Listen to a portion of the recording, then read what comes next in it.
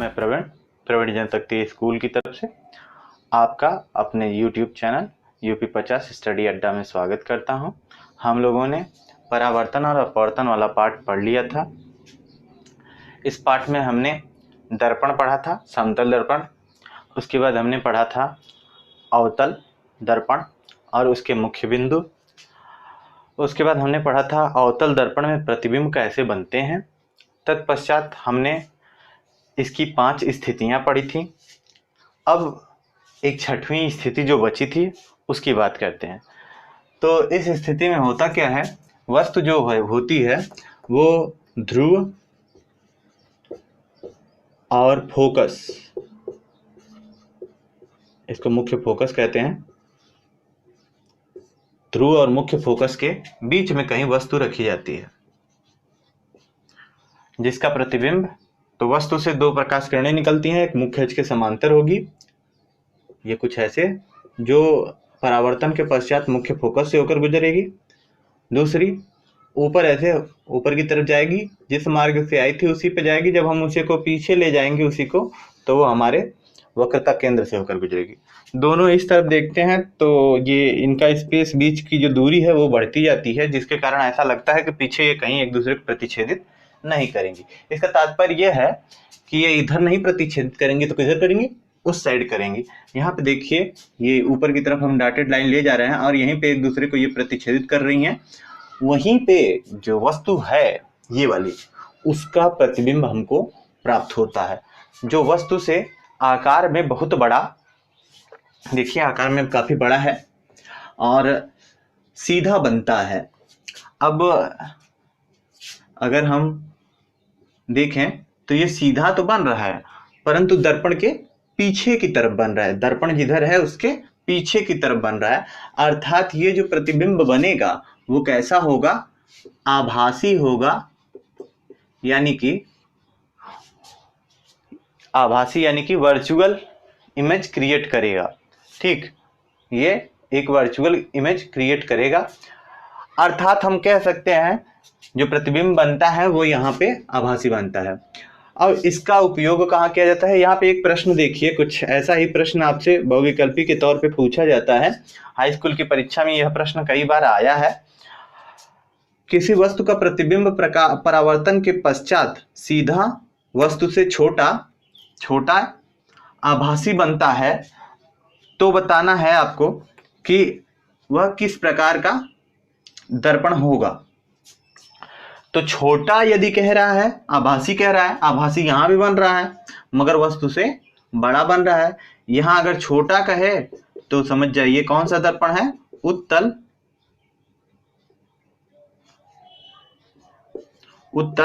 और यहीं पे यदि बड़ा कह दे, यहीं पे यदि केवल बड़ा लिख दिया जाए तो आपका दर्पण कौन हो जाएगा, अवतल। क्योंकि हमें हमेशा यह बात याद रहती है कि जो प्रतिबिंब बनता है हमेशा अवतल दर्पण में वास्तविक बनता है, परंतु ऐसा नहीं है। केवल 5वीं स्थिति तक जो प्रतिबिंब बनते हैं वो कैसे बनते हैं, वास्तविक बनते हैं। 6वीं स्थिति जैसे ही आती है प्रतिबिंब आभासी बनना प्रारंभ हो जाता है। यही केवल एक ऐसी स्थिति है जिसमें प्रतिबिंब हमारा आभासी बनता है। बाकी 5 स्थितियों में अवतल दर्पण में जो प्रतिबिंब बनते हैं वो कैसे बनते हैं, वास्तविक बनते हैं। तो यह टॉपिक मुझे विश्वास है यहाँ तक आपको समझ में आया होगा। ये छोटा सा प्रश्न बहुविकल्पी के तौर पे ये भी आपको समझ में आया होगा। चलिए अब इसके अगले टॉपिक पे चलेंगे जहाँ हम लोग उत्तल दर्पण में प्रतिबिंब। तो दोस्तों, हमने अब तक जो पढ़ा अवतल दर्पण का लास्ट जो था प्रतिबिंब कैसे बनता है वो पढ़ा। अब देखिए हम लोग बात करेंगे उत्तल दर्पण में प्रतिबिंब कैसे बनते हैं। तो दोस्तों अब यहाँ पे देखिए, ये हमारा जो 2 टाइप हमने लिखा है।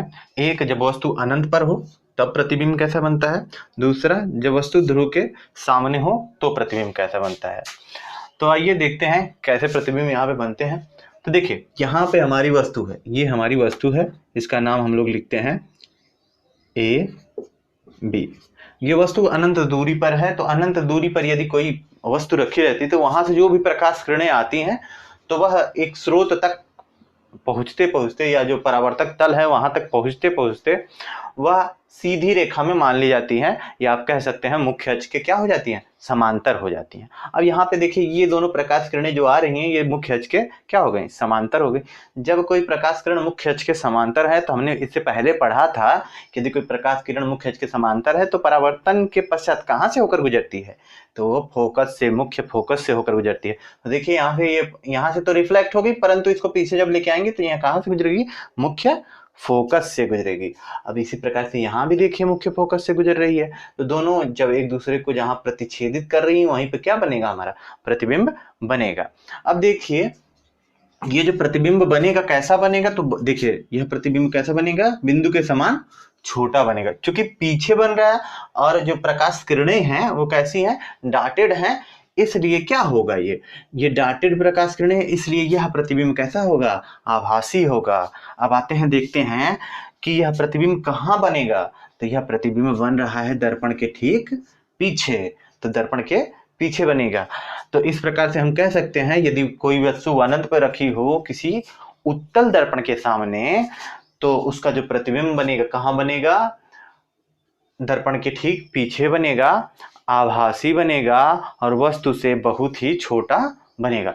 दूसरी स्थिति की बात करते हैं, जब वस्तु कहाँ रखी गई हो, ध्रुव के सामने रखी गई हो, परंतु अनंत के से बाद रखी गई हो, जैसे ध्रुव और अनंत के बीच कह सकते हैं उसको, ध्रुव और अनंत के बीच रखी गई हो, उस स्थिति में भी दो प्रकाश किरणें, एक तो मुख्य अक्ष के समांतर होगी जो परावर्तन के पश्चात डाटेड रूप में इधर आ जाएगी, दूसरी जो जिस मार्ग से आई थी उसी पे लौट जाएगी। दोनों प्रकाश किरणें हम देख रहे हैं, जिस मार्ग से आई थी उसी पे लौट गई, और एक जो मुख्य अक्ष के समांतर थी वह यहाँ से रिफ्लेक्ट हो गई। दोनों को हम ऐसे आगे बढ़ाते हैं तो दोनों को देखते हैं, एक तो फोकस से होकर जाएगी, दूसरी जो जिस मार्ग से आई थी उसी पे लौट गई, वह कहाँ से आ जाएगी, वक्रता केंद्र से होकर जाएगी, वक्रता केंद्र से होकर जाएगी। ये दोनों देखिए यहाँ पे एक दूसरे को प्रतिच्छेदित करेंगी, तो जो प्रतिबिंब बन रहा है यही मुख्य अक्ष से ऐसे लंब हम ड्रा कर देंगे, तो ये हमारा क्या बनेगा, प्रतिबिंब बनेगा। तो वस्तु AB का प्रतिबिंब बनेगा कहाँ पे, ध्रुव और मुख्य फोकस के मध्य में। तो वस्तु AB जो है हमारी, उसका जो प्रतिबिंब है A', B', वह बनेगा कहाँ, ध्रुव और मुख्य फोकस के मध्य में। तो आपसे यहाँ पे एक बात कभी कभी पूछी जाती है कि उत्तल दर्पण में प्रतिबिंब कहाँ प्राप्त होते हैं, तो सदैव उत्तल दर्पण में जो प्रतिबिंब प्राप्त होते हैं वो ध्रुव और फोकस के मध्य प्राप्त होते हैं। आपका कभी भी उत्तल दर्पण को यदि हल करते हैं तो उसका जो प्रतिबिंब प्राप्त होता है वो यदि फोकस दूरी से ज्यादा आता है तो यानी कि आपने जो भी प्रश्न हल किया है वो गलत होगा। ये ध्यान रखिएगा, ये सबसे महत्वपूर्ण बिंदु है, इसको अपने दिमाग में बैठा लीजिएगा। इससे आपके कभी कभी विकल्प भी फोकस दूरी से ज्यादा होते हैं, 3 विकल्प फोकस दूरी से ज्यादा होते हैं और एक विकल्प फोकस दूरी या फोकस दूरी से कम होता है, तो उत्तर वही होगा। आप ऑप्शन में चाहें तो इस तरह भी उसको हल कर सकते हैं। तो दोस्तों जैसा कि हमने इससे पहले पढ़ लिया कि जो प्रतिबिंब है कैसे बनते हैं, अब आइए बात करते हैं दर्पणों के उपयोग की, कि अलग अलग जो दर्पण हैं हमारे उनका उपयोग हम कैसे करते हैं। तो देखिए जो हमारे उत्तल दर्पण हैं उनका उपयोग कहाँ होता है, अवतल दर्पण है उनका उपयोग कहाँ होता है। अब हम अलग अलग दर्पणों के उपयोग को देखेंगे। तो आइए सबसे पहले बात करते हैं कि उत्तल दर्पण का उपयोग कहाँ कहाँ किया जाता है। देखिए कोई शॉप है, ये कोई शॉप है, यहाँ पे कोई शॉपकीपर का काउंटर है और यहाँ पे ये कुर्सी लगा के बैठा हुआ है। तो शॉपकीपर क्या करेगा, पूरी दुकान का निरीक्षण करने के लिए ये अलग अलग रोज हैं, यहाँ पे सामान रखे हुए हैं, तो उसने एक कांच लगाया है यहाँ पे, दर्पण लगाया है यहाँ पे, जो कि कैसा है, उत्तल है। तो इस उत्तल दर्पण में वो देख करके पूरी अपनी दुकान की का निरीक्षण करेगा। तो अक्सर करके उत्तल दर्पण का उपयोग दुकान के पूरे निरीक्षण के लिए या पूर्ण दुकान का दृश्य देखने के लिए किया जाता है। अब दूसरा देखते हैं उत्तल दर्पण का उपयोग कहाँ किया जाता है। तो पहला पॉइंट हम लोगों का हो गया, आप कह सकते हैं बड़े क्षेत्र का प्रतिबिंब देखने में।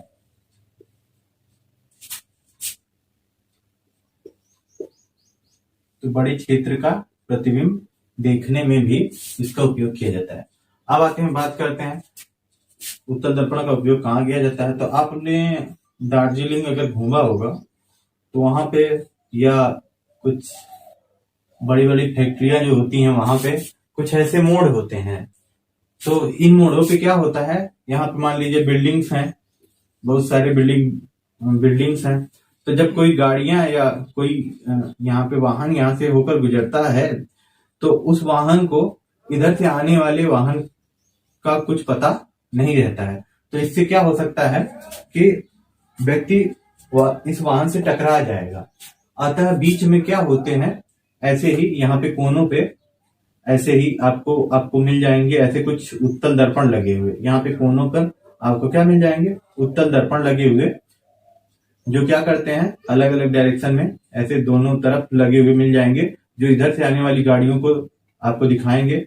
यहाँ से आने वाली गाड़ियां इधर प्रतिबिंब दिखेगा, इधर से आने वाली गाड़ियों का इधर प्रतिबिंब दिखता है, जिससे कि दुर्घटनाएं नहीं होती हैं। और अंधे मोड़ों पर थोड़े बड़े आकार के ये लगाए जाते हैं। तो दूसरी जगह क्या हो गया,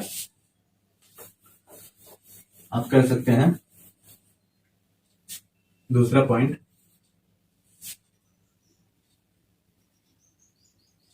अचानक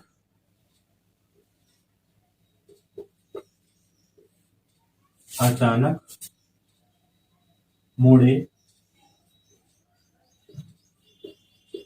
पर या समकोण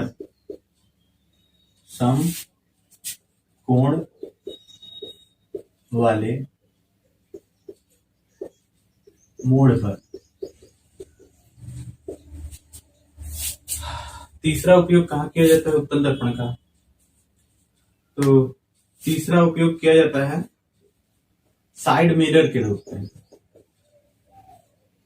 साइड मिरर के रूप में उपयोग किया जाता है। जैसे आप मान लीजिए ये कोई आपके पास बाइक है, ये कुछ ऐसा मैं बना दे रहा हूँ, ये आपकी बाइक है, मान लीजिए ये कुछ ऐसी बाइक है आपकी, ये इसका टायर है।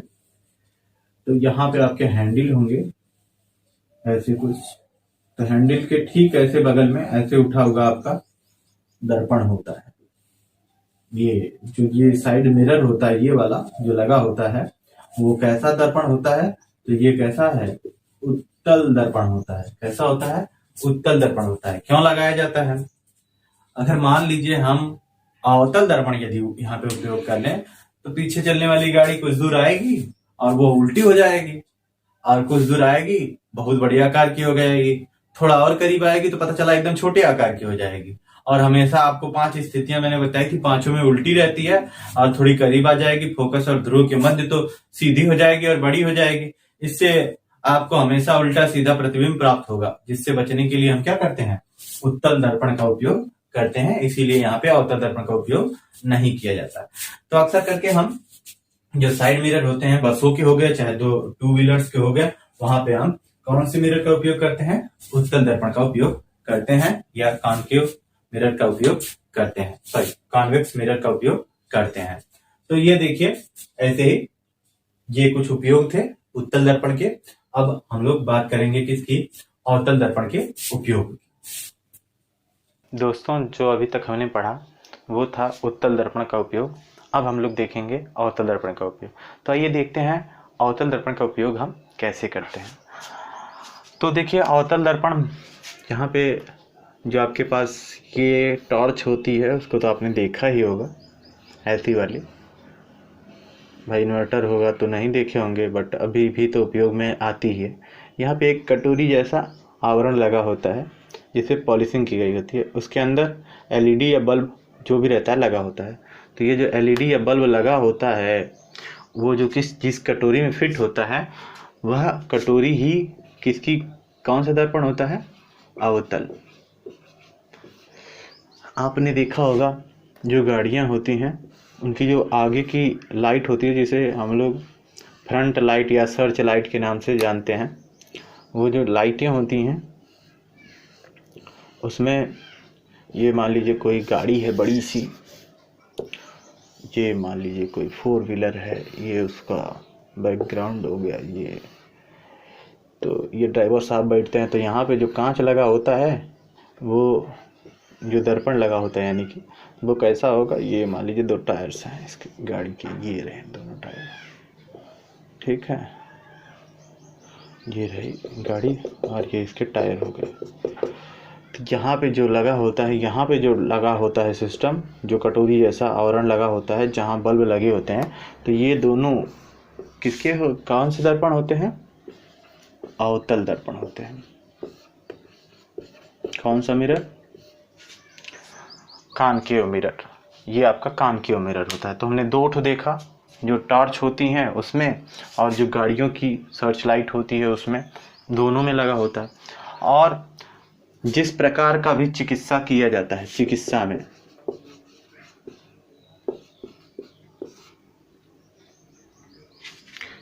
में चाहे कान का हो, कान का चिकित्सा हो या नाक या गला या दांत, तीनों के निरीक्षण के लिए जिस दर्पण का उपयोग किया जाता है वो होता है कौन सा? अवतल। तो कई जगह गला नहीं दिया होता है, कान नाक का भी नहीं दिया होता है। आप लोगों में जो अक्सर करके प्रश्न पूछा जाता है, कान और दांत का पूछा जाता है। कान का, दांत का, दांत के चिकित्सा में, दंत चिकित्सा और कर्ण चिकित्सा में किसका उपयोग किया जाता है, किस दर्पण का उपयोग किया जाता है? तो कौन सा? अवतल दर्पण का। तो दंत चिकित्सा में जो दांतों के बीच एक चम्मच जैसा आवरण जो लगाकर चिकित्सक देखते हैं, उसके बीच जो दर्पण लगा होता है वह कौन सा दर्पण होता है? अवतल। और जो कान चिकित्सा हुआ उसमें जो सर्च, जो वो हेडलाइट लगाए होते हैं चिकित्सक, उसमें जो दर्पण लगा होता है वो कौन सा? अवतल दर्पण होता है। और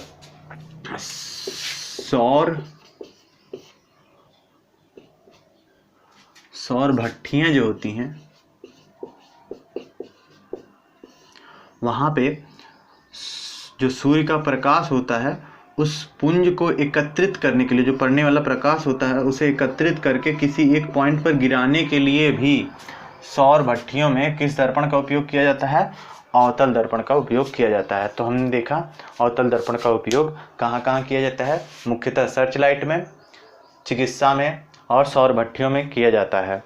तो आपने देखा कि मुख्यतः जो हमारे दर्पण होते हैं 2 प्रकार के होते हैं, एक उत्तल दर्पण, एक अवतल दर्पण। उत्तल दर्पण को हमने देखा कि वो गाड़ियों की जो साइड मिरर होते हैं उनके रूप में और अंधे मोड़ों पर लगाए जाते हैं, और मुख्यतः जो दुकान के निरीक्षण के लिए सिक्योरिटी मिरर के रूप में लगाए जाते हैं। जबकि अवतल दर्पण का हमने देखा गाड़ियों की जो सर्च लाइट होती है उनमें, बड़ी बड़ी लाइटों में प्रकाश पुंज को लंबी दूरी तक फेंकने के लिए, और सौर भट्ठियों में प्रकाश पुंज को एक बिंदु पर एकत्रित करने के लिए, चिकित्सा के क्षेत्र में कान, नाक और दांत के चिकित्सा में इसका उपयोग किया जाता है। तो हमको मेरे हिसाब से आप लोगों को ये सारी चीज़ें कन्फर्म हो गई होंगी कि इनका उपयोग कहाँ कहाँ किया जाता है। अगली बार हम लोग जो चैप्टर है उसका अगला भाग पढ़ेंगे, यानी कि हम लोग चिन्ह पर पट्टी पढ़ेंगे कि इसका चिन्ह मतलब उत्तल दर्पण में और अवतल दर्पण में चिन्ह पर पट्टी क्या होती है उसके बारे में, और हम लोग सूत्र पढ़ेंगे UVF के बारे में, UVF में संबंध देखेंगे और सारी चीज़ें देखी जाएगी। तो आज के लिए बस इतना ही। धन्यवाद। और चैनल को सब्सक्राइब कीजिए, लाइक कीजिए, शेयर कीजिए। Thank you.